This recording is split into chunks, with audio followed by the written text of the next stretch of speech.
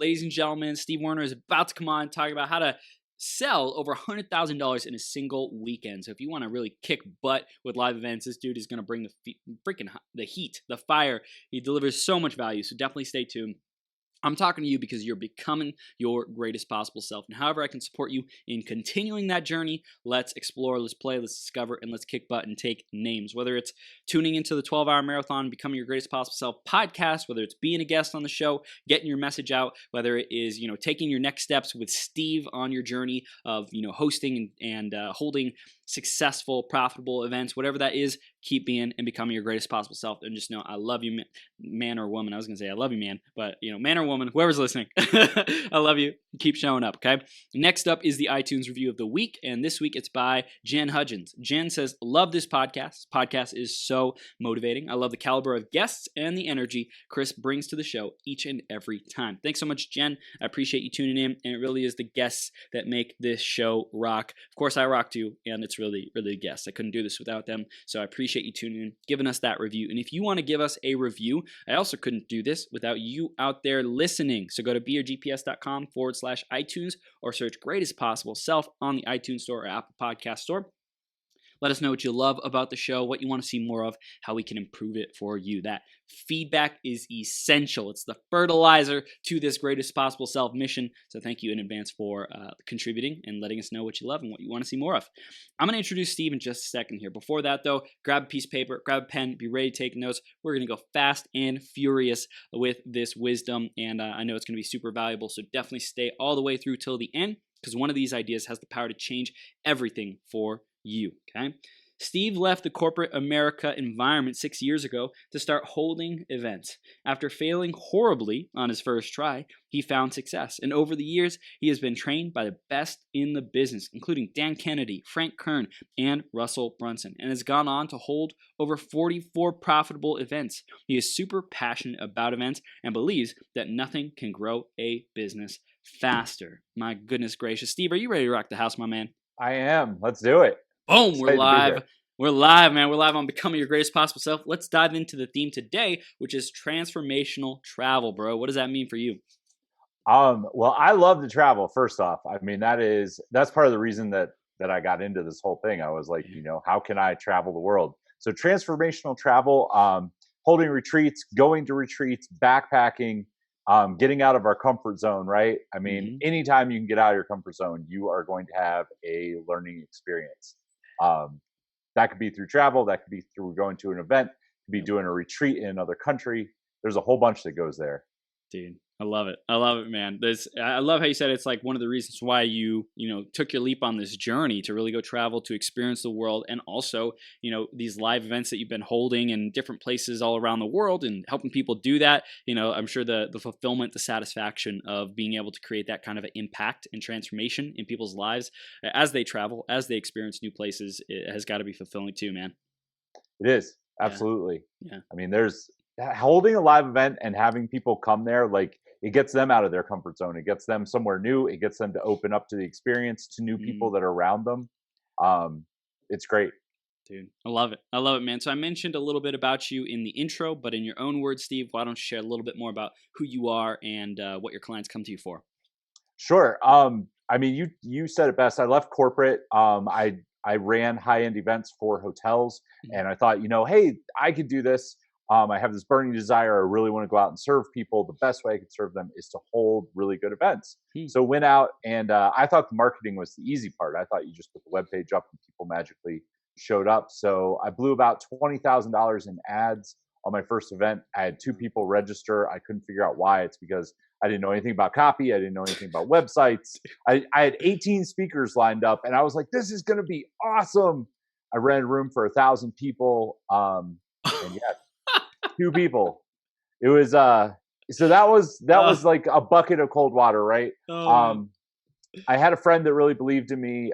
She let me move into her utility room. Well, I figured out what I was doing. I decided to hold one more event because I found a book by Dan Kennedy that told me how to fill the room. That got actually within I sold out my next event in 6 weeks using the tactics that were in the book. It worked really well. Plus I couldn't afford to fail. I mean, I was talking to somebody this week, and like, it seems like if you go out and you've got this huge cushion, you take your time, you're piddling Mm, around, you're going to coffee shops, like you're trying this, you're trying that, but like you don't have the fire. When you have no choice but to survive yeah. or go back, like you're gonna figure it out. Yep. So that's what happened. I held that event, but I didn't sell anything. I also didn't speak. I just brought in other speakers. But then I heard like, well, so I took the money that I made. I made a little bit over 10K, Mhm. and I thought I was killing it, right? I was like, woo! I didn't lose all my money. I You didn't actually lose your made shirt off your something, back. right? So I bought a ticket to a Dan Kennedy conference, and I Okay. go to the conference, and he was doing a roundtable, and like I walk up to the roundtable, I'm listening, and I tell my story, and like I think I'm Mr. like badass, right? I'm like, dude, I crushed it. And he was like, he just looked at me and like shook his head. He's like, you're an idiot. And like, I was like, what? But he got my attention, and he was like, you've got to sell stuff, dude. Mm, And I was like, well, what do I sell? Like, I just held the event. And he was like, I have a whole table. Like, you sell anything over there, you get 50% of it. So I dang. ended up, the next event, I actually sold Dan Kennedy stuff. That's awesome. But then I started speaking, and I started consulting and went down that whole path, which I love doing. I love doing business consulting. But the events, over the years, I worked in several verticals. So I did chiropractic, I did med spas, I did holistic health. Who else? I'm trying to think what else is in there. Um, Chiropractic, dental, plastic surgeon, med spa, holistic health, yoga, personal trainers. And then once I got kind of through that, I started holding my own events for actually just other entrepreneurs and people that I could just really serve.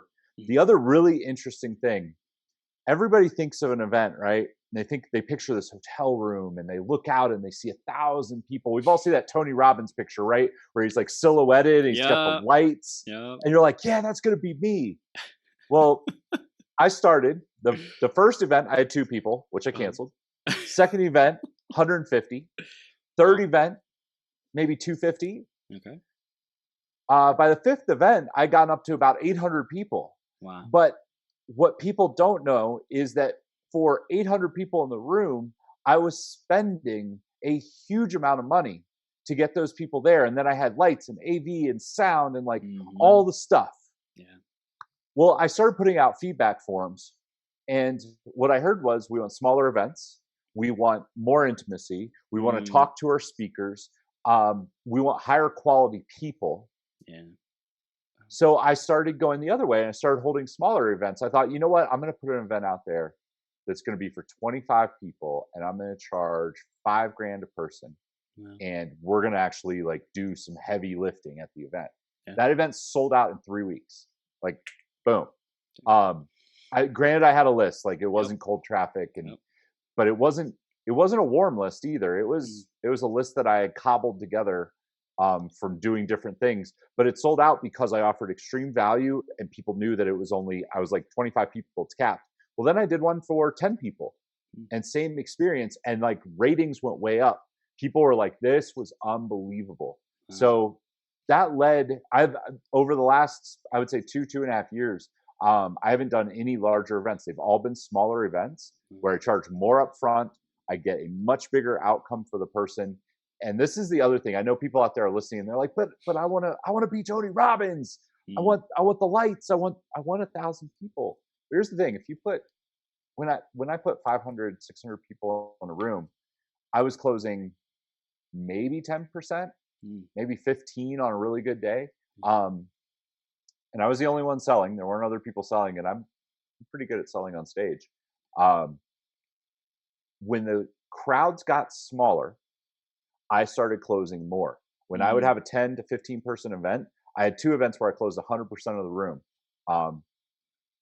And like that kind of money, that's a high ticket offer to 15 people. But the reason is because you can actually build really solid rapport with everybody in the room. They like know, like, and trust you, and I would do hot seats with them. I would learn about their business. Like, they knew that I was serious, and they knew that I could get the results that I promised. So when I told them, hey, who wants to move forward with me today? It's $15,000 or it's $20,000. I remember the first time that it happened, there were 15 people in the room. And I was like, I'm only taking 10 people because I'm just who I am. I don't have that much time. I have my laptop open and I put the URL on the screen. It was on the bottom, right? I had the first part of the stack slide at the top. So it had the first piece, and down at the bottom, it had the URL. And I'm talking, and I'm like, the screen's over here, and I'm talking to them, and my computer starts going ding, ding, ding, ding, ding. And I was like, well, there were 10 spots, but I've already sold 12. And then like somebody was like, I didn't buy, you told me to wait. And I was like, all right, whatever. Who all wants in? And everyone raised their hand. And I said, well, here's the thing. I'm not going to sell it outside of this room. As long as you guys are okay with all being in it and me overselling it, I'm fine with that. And of course, no one's going to argue. Right. I didn't even get past it was the second slide of probably a 35 slide close. I was like, I did it right. Anyway, that's kind of my background and my history. I love live events. I love doing consulting. I love changing people's lives. I love the energy that it brings. Dude, this is powerful. Steve, this is gold, man. And I love just what's possible. You communicating what's possible with our audience. I want to talk about like where people should really start focusing their time and energy when it comes to putting a live event together that is like successful. Sure. Yeah.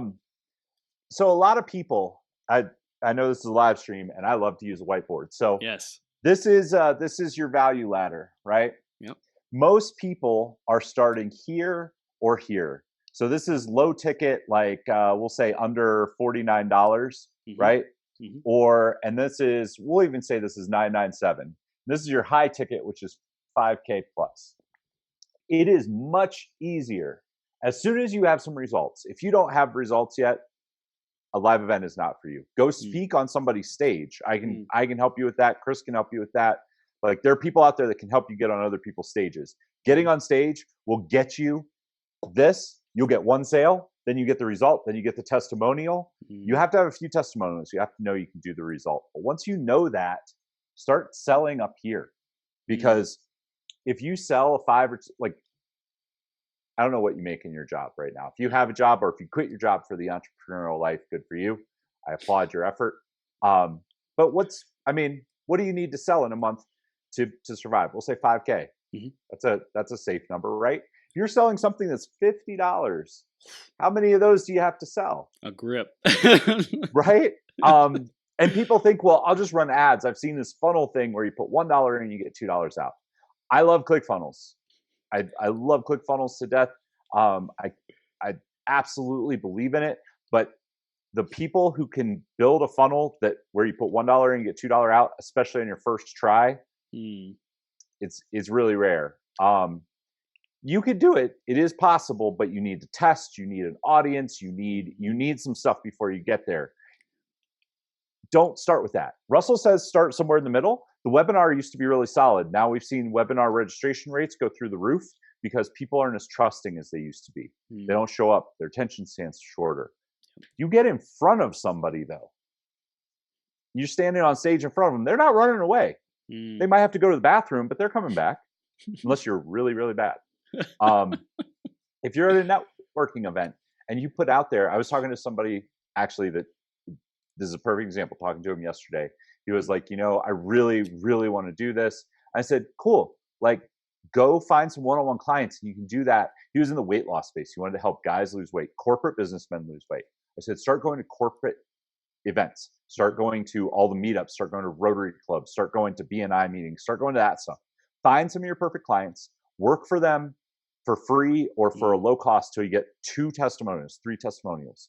Then you charge, and you charge a high ticket price. Now, people always ask, like, how do you charge high ticket? You charge high ticket by coming up with an offer. So offer and commodity. So if we're talking weight loss space, right, you're going to lose weight. Well, over here, it's lose weight. It's a workout plan that's custom. It's supplements. It's blood work. It's a whole bunch of stuff that allows you to charge $5K where everybody else is charging $59. And you don't, it is no harder to sell that. So I know this, you ask about events, so I'm coming back to events, don't worry. Yeah. Your offer is much easier to fulfill at an event. So start talking, and you might say, well, how do I get people to my event? You start talking about the things that make up your offer, but not about the things specifically. Like, I'm not going to talk about supplements. Oh, you should buy vitamin C. Blah. No, instead, hey, are you sick all the time? Do you have low energy? Do you have brain fog? I'm going to help you solve that. And you open the loop and you solve that through, hey, everybody needs custom supplements. Did you know, like, I know you can read a book and it tells you to take these 20 supplements, but did you know that everyone's blood work is different? Your blood type's different. You're a different weight than this person over here. Your metabolism's different. You have a different genetic makeup. You've been eating different food. We need to get blood work done for you. And at my event, I'm going to have somebody come do your blood work live. Boom. Right? Like, that's, I mean, I'm spitballing, but that kind of thing right there, it happens at the event. The other thing is you sell the quality of people at the event. Hey, you know what? This event, it's $5,000. And there are people who can't afford to come to it. And like, it's not that I don't want to help those people. I can help those people on Facebook Live. But you know what? The people who are at the event are the people who are willing to put $5,000 down.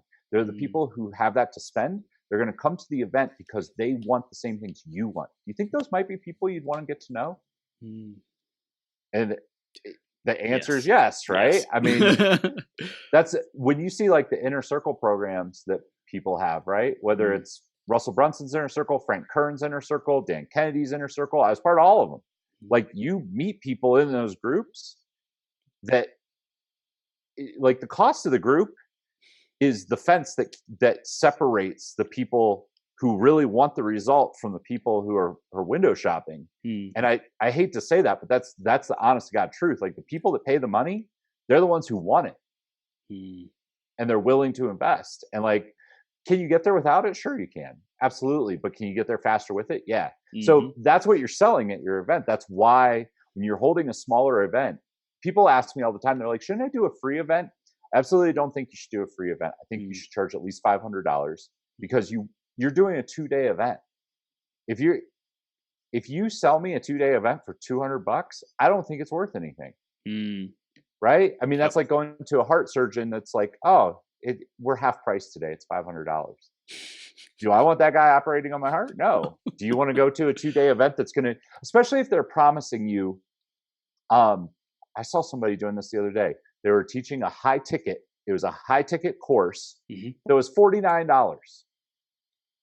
Like, the oxymoron there is like ironic, right?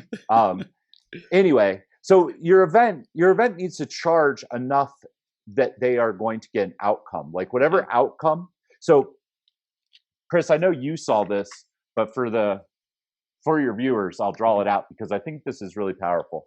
So most events, the way people do it, they say like, I am amazing. You're going to learn X, Y, Z. And they start talking about benefits and themselves. Definitely. I mean, if you know anything about direct marketing, that's bad, but we still do it. Instead, the way that I teach people to hold events is there's this story arc, right? And you have the people over here that are sad, they're not excited, and they're like trying to figure out how to get over here. And over here is you. And you're happy and you're smiling, you've got your hands up, and you're jumping around, right? Well, this is a story. And you've got these pieces that take people from where they are to where you are, to where they want to go. Yes. This story right here is told through little individual stories because each piece of this is a chunk that they have to overcome. And this story, if you read Expert Secrets, Russell lays it out really well. It's the Epiphany Bridge story, but it's also the piece that is it's any story. You start with the struggle, the epiphany, and then like, what's next? How's it look right now and what's next, right? And the thing is that you are not the subject of the story. This person is. And when you tell the story, you're just the guide. Just to lay this out there, 50% of the story is the pain part. 10% is the epiphany. And then 40% is what's next. So that's how you tell the story. Now, I know you're saying, what does this possibly have to do with events, right? So this is emotion. Sorry, I promise this comes full circle. This is great, man. This is marketing and like filling events and actually being successful with these dang things. Right. So this down here is what is called a success path. And a success path has steps. Yep. 1, 2, 3, right? And you can't go from 1 to 2 until you've done steps 1, 2, and 3. Then over here, you have 1, 2, and 3, and then you go to the next step. Just like that, right? Yep. Well, the thing is that these correlate. So 1 here is the first thing that they have to overcome. So if we're talking about weight loss, it might be your diet. You can't do anything until you figure out your diet, because you can't really work out effectively until you get your diet handled. Well, over here, we're going to talk about your macros. Then we're going to talk about what would be next. We're going to talk about how you cook. We're going to talk about how you go shopping, right? Now, this part right here is actually the epiphany. It goes right here in the story. If you just talk about this, it's too boring and dry, and people won't have an emotional attachment. They won't do it. You want to sell the emotion, but what you deliver at the event is the success path. Wow. So this actually, trying to think if I have room, I'm looking at, we'll draw it over here. So if you have a 2-day event, day 1, day 2, this part 1 and 2 goes 1 and 2 right there. Like, this gives you the agenda. This gives you what you're selling. This gives you how you talk to people before you ever do your event. So when you're doing your Facebook Lives, when you're doing your email marketing, when you're doing ads, which we'll talk about ads in a second, when you're doing all that, you want to talk about the big overarching story, and then you can break it down into these individual pieces. And if you want, you can break it down even more. But the whole point is that you're getting people emotional about the story. You're not talking about the success path, but you're telling them that you have a clear plan. And then the success path is actually what you teach at the event. Wow. So it's like you really, you highlight the problem and the emotions, get them emotionally connected with it. You don't like necessarily offer the solution or what to do. You just like pace where they're at in their current reality. Yep. And you want to future pace them some. You want to, what you basically want to do, sorry, I'm going to erase all this. If you have, most people are standing, let's use green. Green is fun. They're standing here, right? And they're not happy or sad. They're going along in their life. Well, if you, this is the ground, right? And this is their dream over here. This is you. And they're like, oh yeah, there's a straight path. Well, then you just kind of interrupt them a little bit and you build this gap. And they're like, oh, I can't get there. And then this face starts to go like that. And what you're doing is people, I mean, if I say, let's go back to weight loss. Hey, Chris, you feel like you're in pretty good shape? Well, yeah. You know, I'm okay. I could maybe lose a pound or 2, but I'm all right. Really? Are you attracting the girls that you want to attract? I know you like, right. Obviously, you've got the girl you want. Yeah. Are you attracting the girls you want? Do you have brain fog once in a while? Do you have trouble getting out of bed in the morning? Like, do you eat too much ice cream? Maybe. I don't know. I eat too much ice cream. But like, you want to talk about the problem. Eben Pagan, I think Dan Kennedy said it first, but Eben Pagan's credited with it. If you can state your client's pain to them in a way that is better than they can state it themselves, you'll be an instant rapport with them, and they will trust you as an advisor. Because if you're, I mean, think about that for a second. If you're, I don't know, let's say your car is broken, right? it's not running right. And you go to the mechanic's like, oh, I bet you go try to start it, and it goes grr, grr, grr, and then cranks for a little bit, and then when you press on the gas, it dies. Mm-hmm. If that's what your car is doing, do you trust him? Yes. No. Right? Well, You're like, if he diagnoses the problem and says, "Hey, here's what's going on," then yeah, you trust him. mm-hmm. Or if you say, hey, like, I bet you're trying to diet and you've cut out carbs and you're doing low carbs and you're still struggling to lose weight. You've plateaued, right? Mm. Like you feel fine, you feel great, but like you've lost 10 pounds and now you're just flat and you can't figure out what's going on. You're working out, you're running. Does that make sense? Yeah, that's exactly what's going on. Well, the same thing happened to me. And what I found fixed it is you actually have to have about 20% carbs. Either you have to go complete keto or you have to have about 20% carbs or you'll hit that plateau. Mm. Oh, like, right? Yeah. So that's how the number one call that I get is usually, I got the call this week, twice, Monday and today. Hey, Steve, I have an event in 21 days. We have room for 500. How many of you sold? 40. Mm. We've cut prices. We've spent tons on ads. What's going on? What's going on is that whole story arc that I drew. I looked at their website almost without a doubt. Usually what is on their website is features and benefits, not outcomes. It's not an outcome that they're going to get from the event. It's not, and it has nothing to do with money. People always want to think that it has to do with money, but it is rarely the money. It's the fact that they're not seeing the outcome. You offer a strong enough outcome. People say, oh, I have other plans that weekend. Well, you know what? If you come to this event and it's going to make you $50,000 or it's going to get you in the best shape of your life or it's going to do whatever said outcome is, if you can prove that and they believe it, they'll change their plans. I've seen it happen again and again. People get on the phone with me sometimes and they'll be like, well, I've got other plans, or that's a lot of money. No problem. Let's talk about like what's going on in your life. Let me just see if I can help you. Because I love helping people. I always believe in serving people first. But you find out what their pain is and you say, I can help you a little bit right now. But if you come to this event, like it's 3 days, 3 12-hour days of us solving this problem. Do you think you would leave with what you want?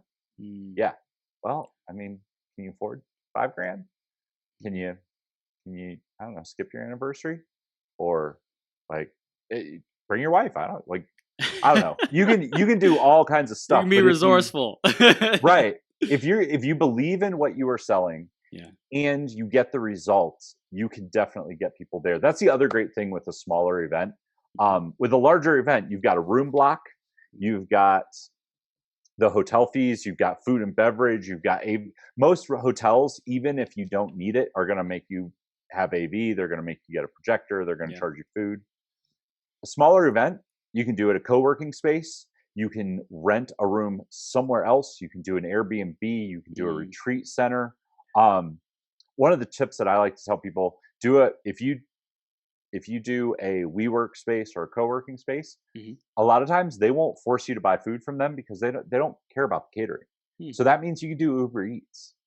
Hey, let's get some Chipotle. Let's get some Chinese food. Let's get salads. Like anything you want to get, you call up Uber Eats. You're going to spend 15 people, $10 a person. You're going to spend 150, 200 bucks. If you do that at the hotel, I mean, you've held an event at a hotel. You're at least $50 a person because they're going to charge you all the fees. You want coffee at a co-working space? They probably have it and they're not going to even charge you for it. You want coffee at the hotel? It's $100 a gallon. And then you've got taxes and service fees and all the stuff on top of it. So smaller events, you have to sell less people into, which means you can actually get on the phone with each person that you're talking to. And then once they're there, you're spending less money on it and you're giving them a better experience. Yeah. And so we were talking about Airbnbs as like a really great way to enter into the event space, right? And co-working space or Airbnb, something like that, you can get people there for like, let's say a 1-day event or, even if it's a 2 or 3-day event, like you can really go deep and have a profound experience. And you don't need a big, huge hotel to be able to facilitate that. If there's, 10 people, 15, 20 people, 25 people, whatever, like you can really go deep and transform people's lives on that. You don't need extravagant and expensive. You need a powerful experience, but you don't need like what people typically associate with it. Having an Airbnb, I love doing Airbnb events. If you have an Airbnb that fits 10 to 15 people, those people are going to be there in the morning. You can cook breakfast, you can order breakfast and whatever you're doing for breakfast. You're all going to hang out together. Then you teach for, let's say you teach for 10 hours. You get done, you're going to have dinner together. Then you're going to go hang out in the pool together, or you're going to go for a run together. Like I always do a movie night because I'm like, let's do a movie night, or let's play a game. Let's play charades. Like the bonding that happens, like I got this so many times. Like I feel like this was summer camp for adults. like these are like fancy doctors and chiropractors, right? Yep. Not like entrepreneurs that are like, woo, I'm a nomad, whatever. Like these are like doctors that, you know, they have a couple $1 million a year practice, and they're like, I haven't had fun like this in forever. And like that's a transformative experience. Like they don't forget that easily. And what that leads to is when you do another event the next year, it sells out. Like I would send an email out to the people who came to the event before, and usually 8 out of 10 of them would buy. Oh yeah, I'm back in for that. 100%. It makes it really easy to sell. So that's, yeah, I love Airbnb events. I think they're so much better than hotels.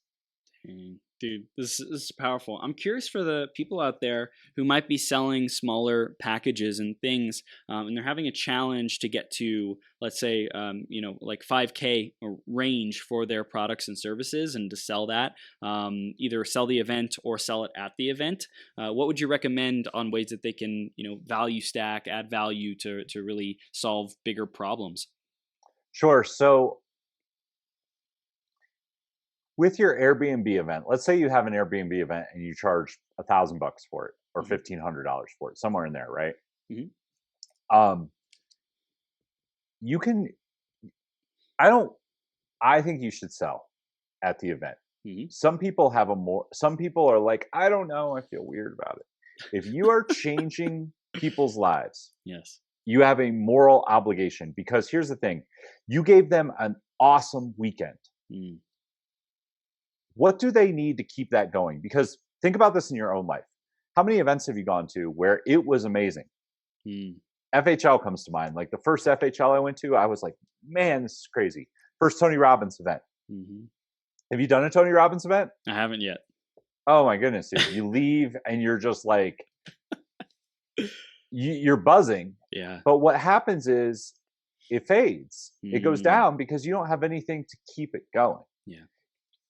You have a moral obligation to sell people that want to take the next step and want to keep it going. You have the obligation to sell that to them. Well, here's the other thing. If you sell it to them for not that much money, $500,000, $1,500, how seriously are they going to take it? Now, there's a balance. I do not believe that you should charge a high ticket price just to be charging a high ticket price. Right. Especially if you cannot deliver. I'm going to actually throw stones. This is a pretty hard line. There's a lot of people say, sell it and figure it out. I don't agree with that. It is one thing to have, you have to have done, like, it's the chicken or the egg. You should not sell a $25,000 program if you have not gotten some kind of result for people. And it's starting to become, I've seen it in groups that I'm a part of, and then the people fail really hard, and either they fail or they get so stressed out about it because they're like, there was a guy not that long ago, probably 3 weeks ago, that sold $75K in packages, and it was more money than he had probably made in the last year. And suddenly he had a giant meltdown because he's like, I don't know what to deliver. So work your way up to it. Don't let the greed muscle grab you. I'm all for high ticket. Start a little bit smaller. Start at 5K. Start at 10K. Start something that you feel comfortable delivering. Like if your comfort zone is here, go to here. Don't go out here, because you can't. If you grow too fast, you will have a meltdown. Either you'll get a chargeback. If you get a chargeback for 25K, like you're gonna feel that. Or if you start Like, well, for those of you who don't understand how chargeback works, if your bank account is there, let's say you get this magical deposit for 25K and you spend some of it, and 2 months goes by and the person's like, dude, this is not what I planned on, and hits that button, your bank account automatically gets charged that $25,000. So let's say you have $19,000 in there, 18 or 21. You are suddenly negative that much money, and they can freeze all of your accounts. They can also take you to court. They can take all your money. They can lock your assets. It's a pain. Like, bad things can happen. Wow. I remember the first chargeback I got was for $2,000. It was for somebody who paid for the event, came to the event. It was one of my bigger events. I think it was about a 100-person event that I had. Charged back 2 weeks after the event. No, they never asked for a refund, nothing like that. Didn't give me the option. Charged back. I won the case because I had a form that said, you can ask for a refund at the event. After that, I'm not liable. Yeah. It's been more than 90 days since it was charged. I won, but it still took me 6 weeks to win the appeal. In that time, the money was missing out of my account. Now, I had enough money in my account, so I didn't go negative. But I did go talk to the bank to learn everything that I could about how that happens and what can go on with it. And it's a painful experience. So anyway, we went kind of down a rabbit hole, but I always warn people because I see it happening now more than ever because people are talking about high ticket and they're like, well, yeah, I want to sell a $25,000 offer. It's really not that hard to sell it, especially if you're at an event. Yeah. But don't sell it unless you can deliver, and don't be like, well, I'm going to figure it out, because that, like, you're not going to sleep very well at night. So build up to it. Take your first, if you have an event with 15 people, sell for $5,000. So you ask how to get there. So the same way that we drew out the offer, draw out the offer, figure out what you can do that will give them so much value that price is no longer an issue. When value exceeds price, that's when people hand you money. And that's like what you want to build. So at the event, if we go back to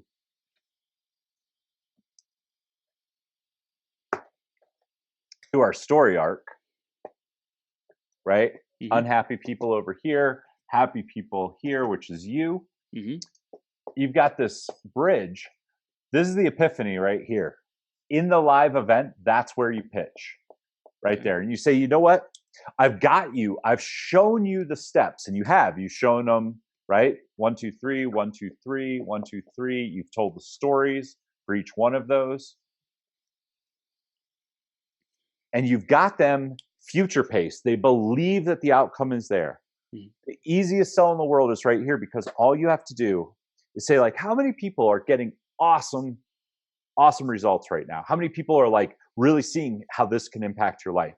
If you're doing it right, which you will be, everyone there is like, yeah, man, this is powerful. You say, who wants to keep going?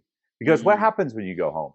You have your wife, you have your kids, you have your job, you have your car, you have whatever's going on.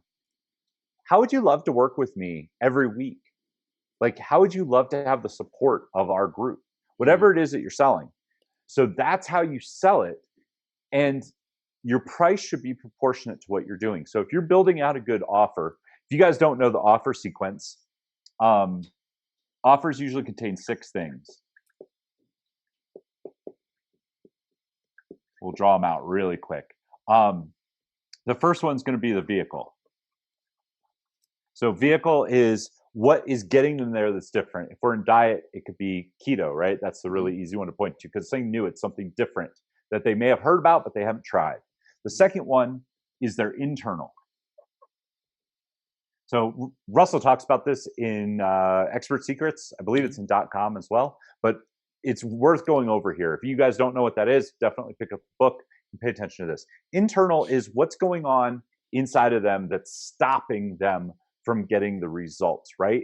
And whatever you are offering needs to deal with their internal. So if we're going with diet, well, I don't have anyone to keep me accountable. What if I box you every morning? What if I build a meal plan for you? What if I hold you accountable? Yeah. That's like an easy internal one, right? Yeah. If it's I don't know if it's sales coaching, right? Mm. What if I actually listen to your sales calls, you record them, and I give you critiques on them? Does that help you get where you're going? Yep. Yes. So then the next thing is external. So external is anything outside of them in their environment that's shutting them down. This could be like, if we're going with diet again, I'm going to help you find a gym near you that you can afford to go to. I'm going to give you the workout plan so you don't have to worry about it. I'm going to give you the things that you need. So then after that, 4, 5, and 6 are usually all bonuses, which are the tools, right? So what tools will they need to go with that? Again, this could be like the diet plan. This could be a grocery shopping guide. This could be restaurants around them that allow them to eat. It's all the peripheral stuff that they need to support them, usually done in things. So those are actually usually listed. 5 and 6 are usually bonuses. But that's like a really easy stack. And then you just have to make sure.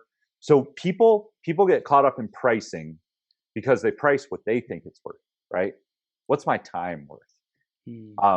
I have not met anyone who has not struggled with this at some time in their business life, because it's like, well, I'm going to meet with them an hour a week. Is that worth $1,000? Well, what result are you getting for them? Yeah. Because that's really all that matters. It doesn't. Which would you rather have? Would you rather have somebody that you meet with for 20 hours to get the result, or 15 minutes and get the result? 15 minutes. Right? I mean, if you can fix somebody's problem in 15 minutes and it's worth $100,000, to them, if it's really worth that, I mean, again, somebody's choking, right? I've heard this example. Somebody's choking, they're going to die. Well, I'm going to save you regardless because I'm a lifesaver, right? I want to help people. But is it worth $100,000 to them to save their life right then? Probably, right? Like that's worth it. Like, and people, what people struggle with is they're like, well, it's still just my time. How long is it taking you to learn that? I mean, the stuff that I've learned in events, it's taken me years and years and a ton of studying and a lot of falling on my face and a lot of, I mean, I've had some painful experiences. I've had some awesome experiences, right? But when someone hires me, that's what they're paying for. They're paying to skip that whole learning curve and just get X result. It's the same thing that your customers, or whoever's listening out there, that's the same thing your customers are looking to get. They want the result without the pain, and they're willing to pay for it. So price according to outcome. If you're doing sales training, right? I had this discussion with a sales trainer 2 weeks ago. He was like, I don't know what to charge. And I was like, well, how much are you making for your client? $20,000 to $25,000. Well, you know what? You're worth 10K. Yep.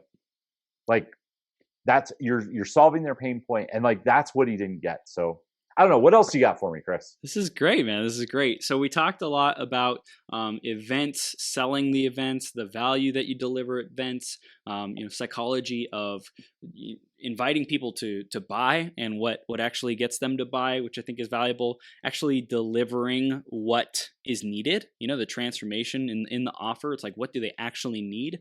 And I wanted to just dive into retreats just a little bit more, man. If there's anything else that you would recommend for people to know about how to have that be a transformational experience, is there anything else that you that we can cover in these last couple minutes?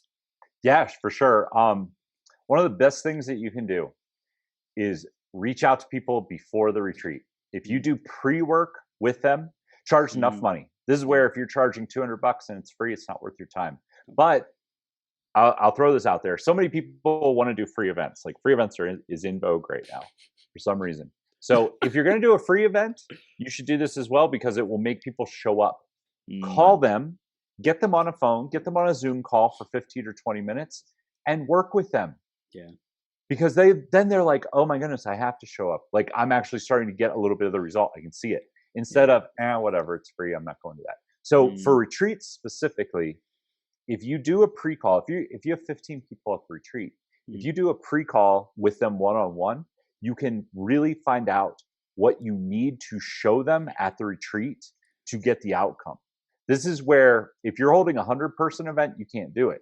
But 10, 15, 20 people, okay, I know Jill over here runs a yoga studio in the middle of Kansas and has a hard time getting customers in, and social media is not really going to work for her. But I know Joe over here is in Denver, Colorado, and social media kills it for him. He's just trying to figure out how to scale a little bit better, right? Right. I know I need to put both of those pieces in my talk now, whereas I might not talk about either of them. Yeah. The other thing is, don't like, you can do a Facebook group. I'm not a big fan of Facebook groups. Do a group Zoom call and get everybody on to meet each other, because then they can start to talk a little bit and there's a community. They don't show up feeling like I'm strangers.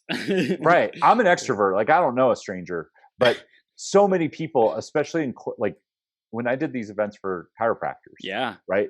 They're like, I don't know. I don't know if I want to meet these people. And then you get them on a Zoom call. And I would show up with, like, I don't drink very much, but I would show up with a glass of scotch. Yeah. I'd be like, what's going on, everybody? This is just to get to know each other. And I would start to pull out little tidbits of each person on the call. And by the end of the call, everybody felt a whole lot better. We were laughing, we were having a good time. And it wasn't that call, the point of it wasn't to teach anybody anything. It was to have a community. Yeah. So that when they showed up, they were like, hey, I know Joe. I know Jill. Yeah. Oh man, it is awesome to meet you in person, man.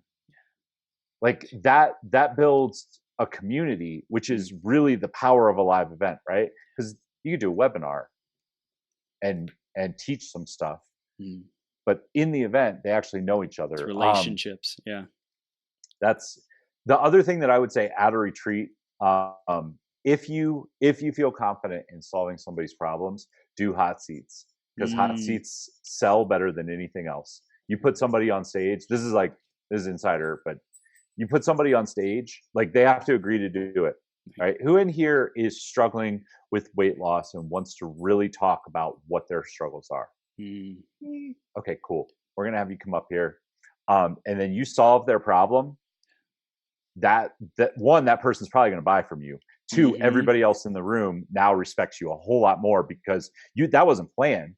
You just solved the problem. The other thing that I'll tell you, if you do the pre-call with them and you take notes, I know Joe over here is looking for a way to scale, right? But has a hard time managing employees.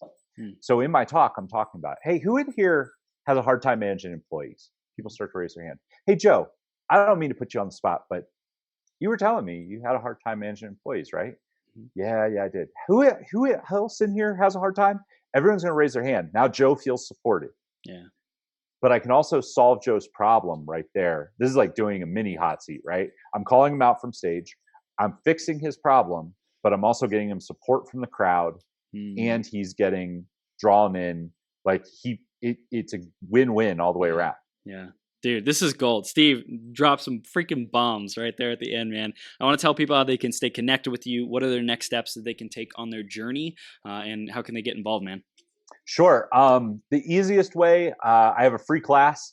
Okay. I've covered some of the stuff that's in there, but there's definitely other stuff. It's called MYT.how. That's so Monetize Your Tribe is my business. MYT.how will take you to a landing page that will give you the free class. It's completely free. It's not free plus shipping or anything like that. I do have a book. The book is, I don't have one within arm's reach. The book is 10 case studies of people who held live events and did $80,000 or more. We walk through, so big Tim Ferriss fan, if you read Tools of the Titans, I did 10 questions. It was the same 10 questions for each person. We walked through their entire event, soup to nuts, and showed you how it was done. Some of them are my clients, some are not. I did half and half because I wanted some people to see the stuff that was outside of that. To get the book is live. I don't remember. I think it's liveeventcasestudy.com. Okay. I might be wrong on the URL. You can find me on Facebook really easy. That's where I do everything. Message me, friend me, reach out to me there. I'm happy to have a conversation, talk to you about it. Those are the easiest ways to get a hold of me right there. I love it. I love it, man. And so you help people put on a live event. You can brainstorm with them. They can monetize their tribe. And I'm sure just reaching out to Steve, you'll have a conversation with him. You'll just find out more about what ways he can support you, particularly depending on where you're at. And by the way, you can find him Steve Werner, and that's Werner. First name's pretty common, Steve. Awesome. And definitely connect with him, Steve. I super appreciate you, man. Tons of value and just wisdom. And appreciate the value that you add to the world and everything you do, man. It's super powerful. Hey, no worries. Thank you so much for having me on. Your energy is great. I know you've been at this all day, but you're killing it, man. Thank you, brother. I appreciate you. We'll see you soon, okay? All right. See ya. Take care.